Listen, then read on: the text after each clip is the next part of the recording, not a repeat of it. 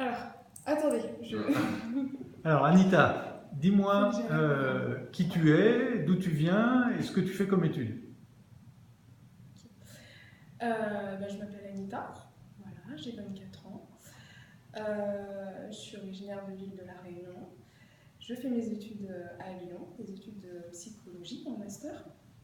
Et j'ai décidé de partir quelques mois en volontariat, donc au Sénégal. Pourquoi tu voulais partir en volontariat? J'avais profité en fait d'une année de césure dans mes études pour partir. J'avais besoin de quitter mon quotidien et j'aime bien cette expression d'aller voir ailleurs si j'y suis. Alors est-ce que tu t'es trouvé ailleurs? Je sais pas si je me suis réellement trouvée, mais en tout cas je suis sur le chemin. Et dis-nous alors qu'est-ce que tu as fait? C'est où Dagana Alors, d'abord?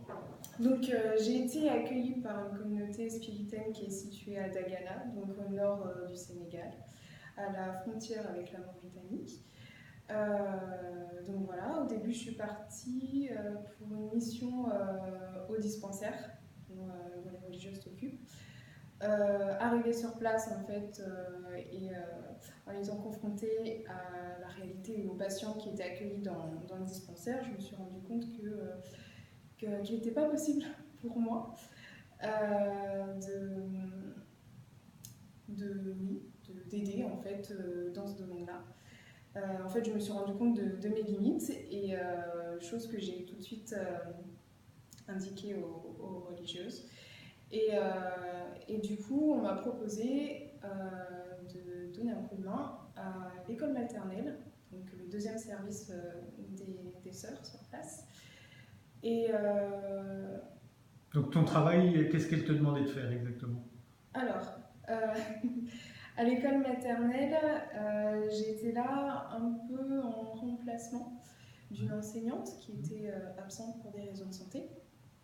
Une expérience assez particulière parce que je me retrouvais face à une classe de 40 petits Sénégalais de 3 à 5 ans qui ne parlent pas forcément le français et moi je ne parle pas forcément le wolof. Donc ça a été assez particulier dans la façon de... En fait, j'ai beaucoup réfléchi à comment communiquer avec ces enfants. Ah, il y a un petit incident justement qui t'a fait repartir autrement. Oui. Qu'est-ce qui s'est passé? C'était pour mon premier jour d'observation, donc j'étais dans la classe des grandes sections et j'étais assise au fond de la classe, en petit tabouret, au niveau des enfants. Et je m'ennuyais beaucoup parce que disons que le système scolaire et pédagogique était assez particulier et change beaucoup de ce que je connais moi en France. Donc c'est beaucoup de récitation, beaucoup d'écriture, beaucoup de mêmes choses, des répétitions, voilà. Et en fait, ce qui m'avait heurté un jour, le premier jour où j'arrive dans la classe, c'est un enfant qui a failli chuter de sa chaise. Et je me suis vite levée pour aller le récupérer dans sa chute. Et j'ai été assez marquée par sa réaction dans mon mouvement peut-être un peu trop rapide pour aller le récupérer. En fait, il a eu le réflexe un peu de se protéger et j'ai vu en fait dans son regard un regard assez de terreur en fait et de peur face à moi. Et c'est quelque chose qui m'avait beaucoup bouleversée. Après cet épisode, ça m'a beaucoup remué. Ça m'a aussi posé beaucoup de questions sur le rapport des enseignants et des élèves, quel type d'éducation. Et tu as pu en parler avec quelqu'un ou comment ça a débouché sur quoi en fait? Si, j'ai trouvé très important d'en parler déjà, parce que moi-même j'avais besoin d'en dire quelque chose. Voilà. Donc j'en ai parlé à la sœur responsable de l'école. Et en fait, je lui ai dit que si je peux peut-être aider les enfants, ce ne sera pas ma méthode à moi de le faire de cette façon-là. Donc tu as proposé une autre organisation de la classe. C'était quoi? Alors, je me suis dit, avant tout, il faut pas que les enfants s'ennuient parce que moi je me suis ennuyée, donc ça c'est hors de question. Enfin, je veux pas passer du temps à m'ennuyer. Et aussi, donc c'était du ludique, beaucoup de ludique, donc beaucoup de jeux que j'ai tenté de remettre en place auprès d'enfants. Aussi le respect du rythme biologique de l'enfant, parce que je me rendais compte que beaucoup d'enfants étaient fatigués en fin de matinée, épuisés.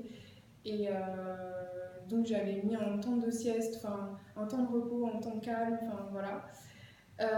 Les temps de récréation pour moi étaient un peu plus longs que les autres classes, parce qu'ils avaient besoin de se défouler quand même un peu. Et voilà. Et alors, dans cette expérience, tu dis que tu étais parti au Sénégal pour aller voir si tu y étais, pour te trouver. Oui. Qu'est-ce que tu as trouvé?